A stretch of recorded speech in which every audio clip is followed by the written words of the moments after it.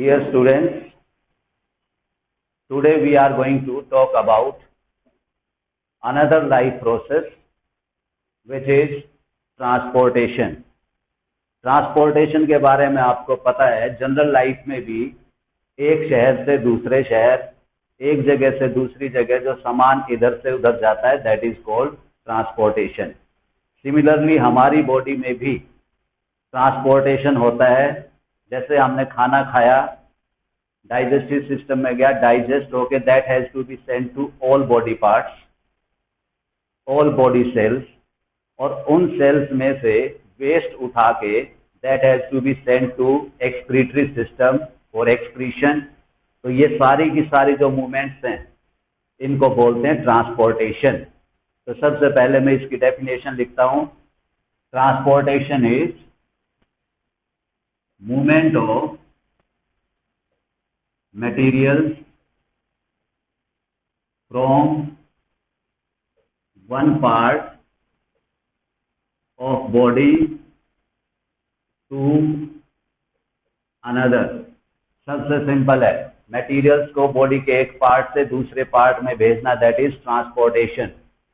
अब ट्रांसपोर्टेशन की जरूरत क्यों होती है? Because no part of our body is self-sufficient.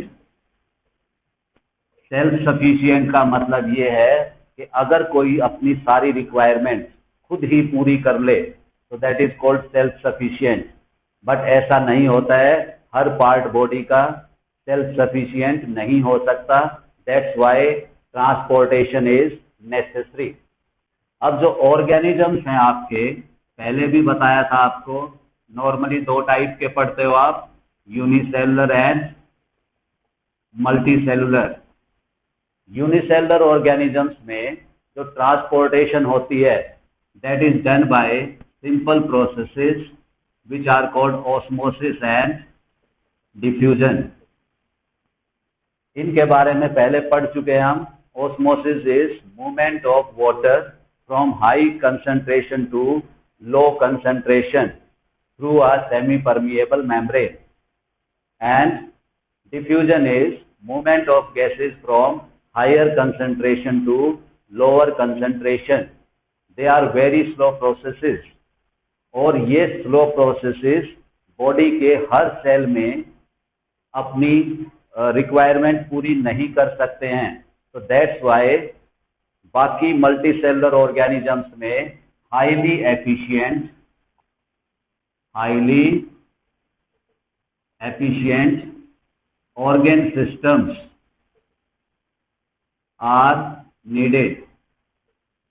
तो मल्टीसेलुलर में ऑर्गन सिस्टम्स की जरूरत पड़ती है क्योंकि हर सेल एनवायरनमेंट के कांटेक्ट में नहीं होता है और डिफ्यूजन और ऑस्मोसिस से उसकी सारी रिक्वायरमेंट्स पूरी नहीं हो सकती हैं.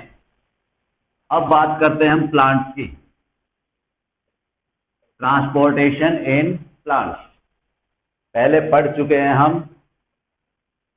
एक जगह आपने कॉम्प्लेक्स टिश्यूज पढ़े थे. कॉम्प्लेक्स टिश्यूज में सेल्स ऑफ डिफरेंट टाइप्स होते हैं. नॉर्मली जो टिश्यूज हैं सिंपल एंड कॉम्प्लेक्स होते हैं. Simple tissues have got one type of cell and complex tissues have got different type of cells. इन कॉम्प्लेक्स टिश्यूज का नाम आपने पढ़ा था vascular bundles. Vascular bundles, vascular नाम से पता चलता है दे आर वेसल लाइक. तो वेस्कुलर बंडल्स हैं ये, और ये दो टाइप के होते हैं, एक तुम्हारा जाइलम और एक फ्लोएम. तो ये दो वेस्कुलर बंडल्स हैं. अब इनके सेल्स के बारे में समझो आप कि कैसे इनमें more than one type of cells हैं. जाइलम में होती है ट्रैकीड्स, जाइलम में होता है वेसल्स, एक होता है पैरेन्काइमा और एक होता है फाइबर्स. और फ्लोएम में होते हैं sieve tubes, companion cells parenchyma यहाँ पे भी होगा और फाइबर्स यहाँ पे भी होंगे। तो xylem contains 4 type of cells and phloem also contains 4 types of cells. That's why they are called complex tissues. और इनका काम है प्लांट के अंदर ट्रांसपोर्टेशन करना। अब जो जाइलम है इसका काम है सोयल से वाटर एंड मिनरल्स को लीफ तक भेजना, क्योंकि लीफ में ही जाके होगी उसकी फोटोसिंथेसिस, और उस मटेरियल का सोयल से लीफ तक पहुंचना, rising up, that is called ascent of sap. ascent of sap. Ascent means going up and sap is mixture of water and minerals from soil. तो इस सैप की जो मूवमेंट होती है that is called ascent of sap. अब ये जो SAP है कैसे ऊपर जाएगा, उसके लिए दो टाइप के पॉजिटिव फोर्सेस हैं। पॉजिटिव फोर्सेस मतलब कौन से फोर्सेस इस असेंट को कैरी करते हैं। The first is root pressure and second is transpiration pull. Transpiration pull को आप सक्शन पुल भी कहते हैं। अब ये रूट प्रेशर डेवलप कैसे होता है ध्यान दो एक बार। सबसे पहले minerals from soil are taken up actively. Actively का मतलब होता है using energy. Using energy, energy का यूज करके पहले मिनरल्स को ऊपर लिया जाता है, जिसके कारण concentration difference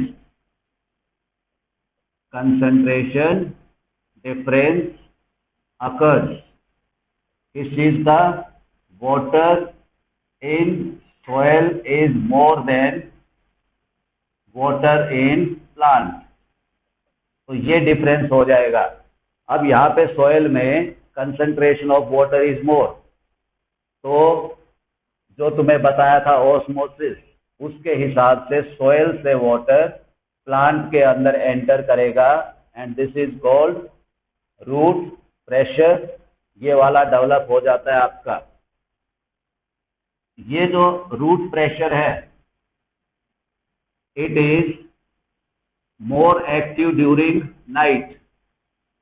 during night it is major factor for xylem function. Xylem के फंक्शन के लिए रूट प्रेशर रात में इज द मेजर फैक्टर। ये दिन में भी होता है बट दिन में उसको ओवरटेक कर देता है कौन? Transpiration pull. अब ये जो ट्रांसपिरेशन पुल है ये कैसे होता है?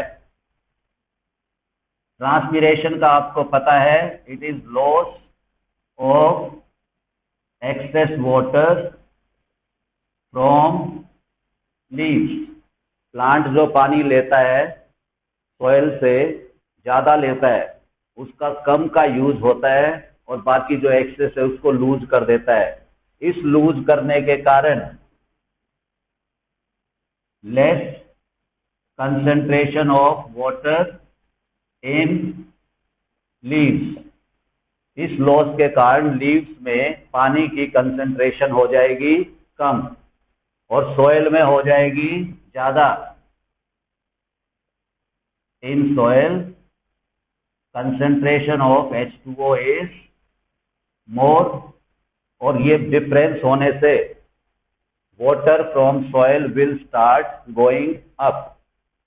ये सेम उसी तरीके से है, कोल्ड ड्रिंक वाला बोतल में आपने स्ट्रॉ डाली, ऊपर से आपने सक किया, ऊपर वाले लिक्विड को आपने अपने स्टमक में लेके गए और तब जाके वहां पे एक वैक्यूम टाइप क्रिएट हो जाता है, जिससे नीचे का लिक्विड, बोतल में से नीचे से लिक्विड दोबारा से ऊपर आता रहता है। तो सेम ऐसे ही प्लांट में ऊपर से पानी चला गया, जिसके कारण एक कंसंट्रेशन डिफरेंस डेवलप हो गया और उस डिफरेंस के कारण सॉइल से वाटर मिनरल्स के साथ ऊपर चल पड़ता है। और ये जो ट्रांसपीरेशन है हमें पता दिन में ज्यादा होती है। It occurs through stomata, occurs through stomata, और during day stomata are open. इसलिए दिन के टाइम पे transpiration pull is the major factor. तो यहां पे लिख रहा हूं मैं तुम्हें, during day transpiration pull is major factor for xylem movement. तो ये तो हो गए दो पॉजिटिव फोर्सेस जिसके कारण से होता है तुम्हारा movement of sap from soil to leaves. उसके बाद आते हैं फ्लोएम पे। फ्लोएम का काम, अच्छा एक चीज और इसमें बेटा, this is unidirectional, unidirectional, only upward movement, only upward movement takes place in xylem. याद रखना ये डिफरेंस पूछा जाता है कि what is the difference in the movement of materials through xylem and phloem. तो हम बोलेंगे जाइलम में जो मूवमेंट है that occurs in one direction only, और फ्लोएम में it is both directional, sideways भी जा सकता है, ऊपर भी जाता है और नीचे भी जाता है। ये याद रखना आप। नेक्स्ट आ गया आपके फ्लोएम। फ्लोएम का काम है ट्रांसलोकेशन, ट्रांसलोकेशन। अब ये ट्रांसलोकेशन क्या है हमें पता है, लीफ में क्लोरोप्लास्ट, क्लोरोप्लास्ट में फोटोसिंथेसिस, फोटोसिंथेसिस से ग्लूकोज, और जो एक्सेस ग्लूकोज है, excess glucose is stored as starch, starch, इसको आप सुक्रोज भी बोल सकते हैं, सुक्रोज। तो ये स्टोर होता है प्लांट में, इसकी मूवमेंट होनी है कहां पे, टू ऑल पार्ट्स। तो ट्रांसलोकेशन हो गया movement of sucrose from leaves to all parts of plant. यहां पे आप फूड भी बोल सकते हो, movement of food from leaves to all parts of the plant, that is called translocation. अब ये जो ट्रांसलोकेशन है आपकी, ये होती कैसे है, ध्यान दो इसमें। सबसे पहले जो वाटर है, water is taken up by the adjoining cells, adjoining cells में वाटर चला गया जिसके कारण ऑस्मोटिक प्रेशर इज डेवलप। ये याद रखना बेटा, which pressure is develop, osmotic pressure. इस ऑस्मोटिक प्रेशर के कारण sucrose soluble in water, soluble in water, मतलब it will be a mixture of या solution of water and sucrose. ये डाइल्यूट फॉर्म में होगा and it will be moving to other cells, will start moving to other cells of phloem, और इस phloem के रास्ते ये सारे प्लांट के पार्ट में पहुंच जाएगा। एक चीज और देखना बेटा, जो फ्लोएम का ट्रांसपोर्ट है it is active transport. Active का मतलब है बाय यूजिंग एटीपी। यहाँ पे एटीपी का यूज होगा, इसलिए इसको बोलते हैं एक्टिव ट्रांसपोर्ट। जाइलम में तुम्हें बताया था स्टार्टिंग में ही सिर्फ एनर्जी यूज होती है, उसके बाद अपने आप मूवमेंट होती है, वहां पे एनर्जी यूज नहीं होती। दूसरी चीज यहाँ पे it is both directional, it can both move in upward, sideways and downward. तो आप इसको मल्टी डायरेक्शनल भी बोल सकते हैं। नॉर्मली बुक्स में लिखा होता है बोथ डायरेक्शनल, तो आप याद रखना मल्टी डायरेक्शनल। तो ये होता है प्लांट में ट्रांसपोर्टेशन। क्या हुआ, सोयल से मिनरल्स और वाटर पहुंचे लीफ में, वहां पे हुई फोटोसिंथेसिस, फोटोसिंथेसिस से जो फूड बना that is sent by phloem to all parts of the plant cell. So this is all about transportation in plants. Now we will be moving on to transportation in animals. अब plants में तुमने देखा there are vascular bundles जिसके कारण होता है transportation, but animals में plant से अलग होता है ट्रांसपोर्टेशन। कैसे होता है अभी बात करते हैं।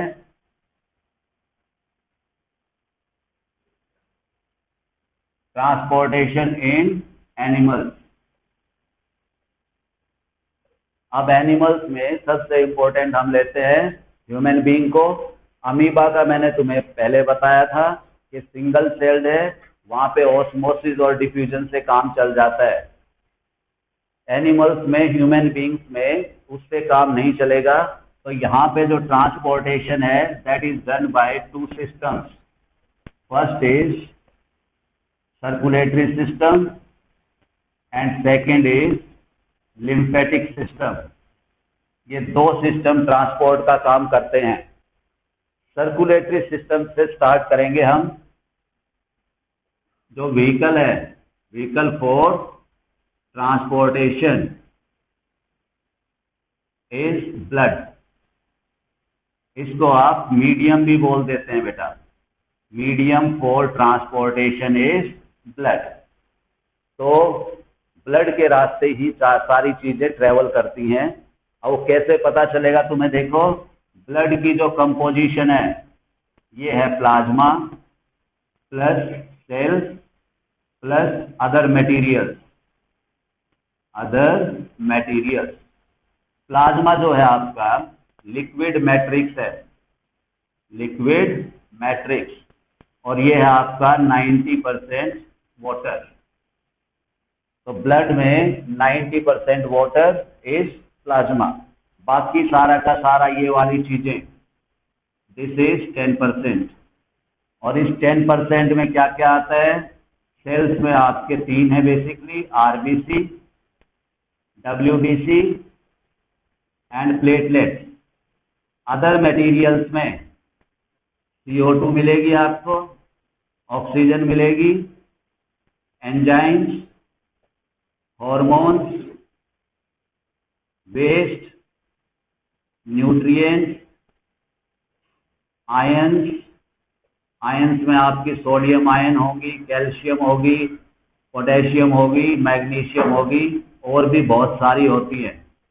तो ये सारी चीजें ब्लड के अंदर होती हैं, और इन सारी चीजों का आपको पता है they are being transported. So blood is the medium for transportation in human beings. अब बात आती है आपकी आरबीसी डब्ल्यूबीसी के बारे में थोड़ा सा डिटेल। देखो आरबीसी को हम बोलते हैं रेड ब्लड सेल्स। अब ये रेड क्यों होते हैं, लिखता हूं red due to haemoglobin. Haemoglobin is the red pigment, red pigment. और हेमोग्लोबिन का फंक्शन तुम्हें बताया था, it is transport of oxygen, और ट्रांसपोर्ट करने के लिए इट फॉर्म्स ऑक्सी हेमोग्लोबिन। तो अब यहां से इतना समझो कि RBC which are red blood cells haemoglobin के कारण रेड होते हैं, और इनका फंक्शन है ट्रांसपोर्ट ऑफ ऑक्सीजन। इतना ही पढ़ना है हमें इस क्लास में। उसके बाद आता है डब्ल्यूबीसी। नाम से पता चलता है it is white blood cells. It provides immunity, और इम्यूनिटी देने के कारण they are called soldiers of body. ये याद रखना, WBC which are white, they provide immunity, help in fighting infection, and that's why they are called soldiers of body. उसके बाद जो थर्ड सेल है विच इज प्लेटलेट्स, इंपॉर्टेंट काम है इसका, उसको बोलते हैं ब्लड क्लॉटिंग। तुमने देखा होगा कई बार हमें चोट लगती है और थोड़ी देर बाद ब्लड अपने आप रुक जाता है, तो वो जो ब्लड रुक जाता है, ब्लड का flow, that is due to blood clotting which is done by platelet. कई बार इंटरनल भी हमारी वेसल्स डैमेज होती रहती हैं, वहां पे भी टू प्रिवेंट इंटरनल ब्लीडिंग, वहां पे भी प्लेटलेट काम करती हैं। तो इसके कारण क्या क्या होता है बेटा? Prevent blood loss during injuries. और तुम्हें पता है कि अगर इंजरी होने से ब्लड लॉस ज्यादा हो जाता है तो ब्लड प्रेशर कम हो जाएगा और अल्टीमेटली जो पर्सन है वो मर सकता है। तो प्लेटलेट का, WBC और RBC का, तीनों का फंक्शन मैंने आपको बता दिया है, इसको रिवाइज कर लेना। आगे उसके बाद ये ब्लड फ्लो कहाँ पे करता है? ये तो हो गया मीडियम। अब जैसे क्या होता है कि हमें कोई सामान भेजना है एक शहर से दूसरे शहर पे, तो हम या तो ट्रक्स का यूज करते हैं, एक देश से दूसरे देश जाते हैं, एरोप्लेन्स होते हैं, या पानी वाली शिप्स होती हैं। तो ये जो सर्कुलेटरी मीडियम है ये कहाँ पे ट्रेवल करेगा, वो रास्ता और हमें पढ़ना है, and they are called blood vessels. Blood vessels आपकी तीन होती हैं basically, they are arteries, veins and capillaries. तो आर्टरीज, वीन्स और कैपिलरीज के बारे में अभी पढ़ते हैं हम। तीन टाइप की ब्लड वेसल्स अभी बताया मैंने आपको, आर्टरीज, वीन्स एंड कैपिलरीज। जो आर्टरी होती हैं, पहला याद रखना, गो अवे फ्रॉम हार्ट, मतलब ये ब्लड को हार्ट से दूसरी तरफ कैरी करेंगी। Take blood away from heart. दूसरा, normally all arteries carry oxygenated blood. लगभग सारी आर्टरीज, सिर्फ एक को छोड़ के, वो ऑक्सीजनेटेड ब्लड कैरी करती हैं। और यहां पे मैं एक्सेप्शन लिखता हूं, accept pulmonary artery which carry deoxygenated blood from heart to lungs। सिर्फ यही pulmonary artery deoxygenated blood carry करती है from heart to lungs, but it is again going away from heart. ये याद रखना, arteries go away from heart, take blood from away from heart. तीसरी चीज, ये वाली जो आर्टरीज होती हैं, they are thick walled, highly muscular and elastic. इन तीन चीजों पे आओ। आर्टरीज के अंदर जो ब्लड फ्लो करता है, blood flows at high pressure, और इस प्रेशर को बियर करने के लिए, to bear this pressure, the walls of arteries are thick walled and they are muscular and they are elastic. उसके बाद जो इनका डायमीटर होता है, जैसे ल्यूमन, ल्यूमन बोलते हैं उसको, ल्यूमन होता है इसका नैरो। ल्यूमन क्या होता है समझो, जैसे मान लो ये एक पाइप जैसा कुछ है, आर्टरी आपकी, ये वाला जो गैप है दिस इज कॉल्ड ल्यूमन। तो आर्टरीज का जो ल्यूमन है वो नैरो होता है, इनका जो डायमीटर दैट इज नैरो। उसके बाद they are normally deep seated, body में दे आर सिचुएटेड डीपली, मतलब विजिबल नहीं होती हमें, अपने जो हाथों में दिखती हैं, they are not arteries, they are veins. Artery हमें ऐसे दिखाई नहीं देती हैं, दे आर डीपली सिचुएटेड। अब वीन्स पे आ जाओ, इसका अपोजिट है, because we are writing differences, तो अपोजिट होगा, तो ये होगा bring blood towards heart. Organs में से ब्लड को लेके आएगी टूवर्ड्स द हार्ट, हार्ट के पास लेके आएगी। दूसरी चीज, carry deoxygenated blood except pulmonary vein which carry oxygenated blood from lungs to heart। Lungs में क्या होता है हमें पता है, ऑक्सीजन हम लेते हैं वो लंग्स में जाती है, और जो सेल्स में से ऑक्सीजन यूज होके CO2 बनी थी वो लंग्स के थ्रू ही हम एक्सहेल करते हैं। तो ये डीऑक्सीजनेटेड ब्लड लेके जाता है लंग्स में, वहां पे होता है गैसियस एक्सचेंज, ब्लड वहां पे CO2 छोड़ देगा और ऑक्सीजन ले लेगा। अब ऑक्सीजन लेने के बाद उस ब्लड को पल्मोनरी वेन वापस हार्ट में लेके आएगी। नेक्स्ट है, ये नॉर्मली होती हैं थिन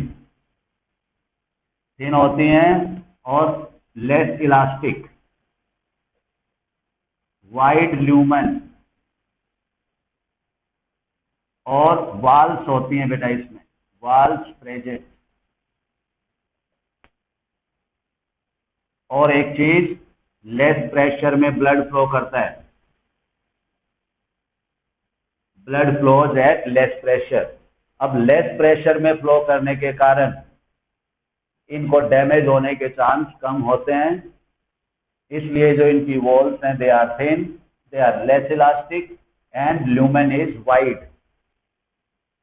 वाइड होने से तुम्हें पता है, अगर कोई पानी का अमाउंट आप पतली पाइप से निकालते हो तो that is eight high pressure, अगर वो पाइप चौड़ी हो जाती है तो उसमें जो प्रेशर है पानी का वो कम हो जाता है।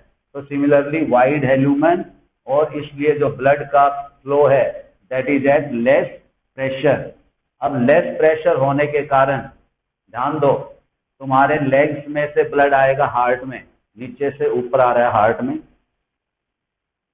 अगर प्रेशर कम है तो वो जो ब्लड वापस जा सकता है, वापस वहीं पे जा सकता है, ऊपर हार्ट तक ना पहुंचे। तो उस जगह के लिए, उस काम के लिए वाल्व्स होती हैं। वाल्व्स का काम है to prevent backward flow of blood, backward flow को रोकेगा। और जो वाल्व्स होती है ना, ये तुमने साइकिल के टायर्स में भी देखी हैं, वाल्व्स होती हैं, हवा भर देते हैं उस तरफ तो हवा को जाने देगा वो वाल्व, बट टायर में से वापस नहीं आने देता है। तो वाल्व का काम हमेशा होगा to prevent backward flow of materials, और यहाँ पे ब्लड की बात है तो बैकवर्ड फ्लो ऑफ ब्लड को रोकेगा कौन? वाल्व। दूसरी बात है, नेक्स्ट है, it is not deeply situated, not deeply situated, ये आपको विजिबल होती हैं। अब यहाँ पे एक चीज मैं तुम्हें और बताता हूं, ध्यान से सुनना। ये जो विजिबल होती है वीन्स, आपको ब्लूइश कलर की दिखती हैं। क्या इनके अंदर जो ब्लड फ्लो करता है वो ब्लू होता है? नो। इनको काट के अगर आप देखते हो तो रेड ब्लड ही निकलता है, बट ये अपीयर होती हैं कैसी? ब्लू। क्यों ब्लू अपीयर होती हैं? यहाँ पे घुस जाती है फिजिक्स। फिजिक्स में तुमने देखा होगा कि जो लाइट के कलर्स हैं 7 होते हैं नॉर्मली विबग्योर, उनमें से जो लोअर वेवलेंथ्स हैं जिनको बोलते हैं violet, indigo, blue, they are scattered at smaller distances, और जो लॉन्गर वेवलेंथ्स हैं they travel long distances without getting scattered. अब जब व्हील्स के ऊपर लाइट गिरती है तो ये व्हील्स ब्लू रीजन को, वॉयलेट, इंडिगो, ब्लू कलर्स को स्कैटर कर देती हैं, और रेड जो है ना that enters deep into the body. तो ये स्कैटर करती हैं, तो जो कलर हमारी आईज में पहुंचेगा वैसे ही हमें ऑब्जेक्ट दिखाई देता है। तो इसलिए ये व्हील्स है हमें ब्लू दिखती हैं, बट इनके अंदर जो ब्लड है वो होगा रेड, ये याद रखना। उसके बाद यहाँ पे जो आर्टरीज में यहाँ पे वाल्व्स थी, यहाँ पे वाल्व्स नहीं होंगी, नो वाल्व्स। उसके बाद आ जाते हैं बेटा कैपिलरीज पे। कैपिलरीज जो होती है वेरी नैरो बोर की वेसल्स होती हैं, वेरी थिन, और जो जो वॉल होती है इनकी that is single layered cell. सिर्फ सिंगल लेयर सेल होते हैं इसके अंदर, नैरो होती है ये, मतलब इनका डायमीटर इज वेरी लेस, जो हेयर लाइक बोर होता है कैपिलरीज का। और इनके अंदर भी no valves, and blood pressure जो होता है फ्लो करने का दैट इज लेस प्रेशर। और अगली चीज, ये जो कैपिलरीज हैं they form the connecting link between arteries and veins. जो आर्टरी की कैपिलरीज होती हैं, आर्टरी की कैपिलरीज को बोलते हैं हम आर्टीरियोल, और वीन्स की कैपिलरीज को बोलते हैं वेन्यूल्स। अब कैसे ये कनेक्टेड है ध्यान से देखो, इस डायग्राम से समझ में आ जाएगा तुम्हें। ये एक आर्टरी है, ये आर्टरी फर्दर ब्रांचेज बन गई इसकी, ये है आर्टीरियोल। आर्टीरियोल, ये आर्टीरियोल सारे सेल्स में पहुंचेंगी, सेल्स में पहुंच गई है। अब इस सेल्स में इन्होंने जो भी सामान देना है वो दे देंगी, जो लेना है वो ले लेंगी। क्या देना होता है? ये देंगी यहाँ पे न्यूट्रिएंट्स एंड ऑक्सीजन। जो फूड लेके आई थी डाइजेस्टेड फूड उसको यहाँ पे छोड़ेंगी, और ऑक्सीजन भी छोड़ेंगी। तो यहाँ पे मैं लिख देता हूँ फूड प्लस ऑक्सीजन लेके पहुंच गई। अब सेल्स में, सेल्स ने इनको वापस क्या दिया? CO2 and waste. अब बिल्कुल इसी रास्ते से वापस नहीं आएगा ब्लड, तो ये जो वेस्ट लेके ब्लड इन सेल्स में से क्रॉस करके ये अलग कैपिलरीज हो जाएंगी, और ये होंगी वेन्यूल्स, और ये सारी वेन्यूल मिलके एक कैपिलरी उसमें वीन में जुड़ जाएंगी, और ये वीन हो जाएगी बेटा आपकी। और जो वीन जाएगी टूवर्ड्स हार्ट, हार्ट की तरफ चली जाएगी। और ये आर्टरी कहाँ से आ रही थी? From heart. तो इस टाइप से ट्रांसपोर्ट होता है आर्टरीज, वीन्स और कैपिलरीज में। आशा करता हूं कि तुम्हें ये सारी चीजें, ब्लड, ब्लड के सेल्स, ब्लड वेसल्स, उनकी कैरेक्टरिस्टिक्स, कैपिलरीज, और कैसे ब्लड कैपिलरीज के थ्रू सेल्स में पहुंचता है, और वहां पे एक्सचेंज ऑफ मटेरियल अकर, और वापस वेन में बन के वो चला जाता है। इसके बाद जो नेक्स्ट पार्ट है वो है हार्ट एंड इट्स फंक्शनिंग। क्योंकि ये जो ब्लड फ्लो कर रहा है इसके लिए एक पंपिंग ऑर्गन चाहिए, मोटर जैसे, वो उसको पंप करेगा और ब्लड सर्कुलेट होता रहेगा। That pumping organ is called heart. Heart के बारे में हम अगले वीडियो में डिस्कस करेंगे। तब तक इसको रिवाइज करना। Thank you.